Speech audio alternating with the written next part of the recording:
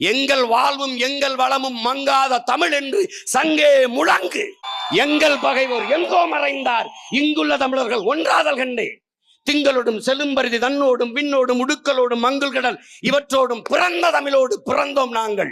ஆண்மை சிங்கத்தின் கூட்டம் என்று ஊதூது சங்கே அப்படிங்கிறான். சங்கே கொஞ்சம் முணங்கி விடு, முழங்கு சங்கே முழங்குங்கிறான். உங்கு தமிழர்க்கோர் இன்னல் விளைத்தால் சங்காரம் நிஜம் என்று சங்கே முழங்குறான். வெட்டி பொழந்து தள்ளிடுவோம்ன்றான். எப்படி சொல்றான்?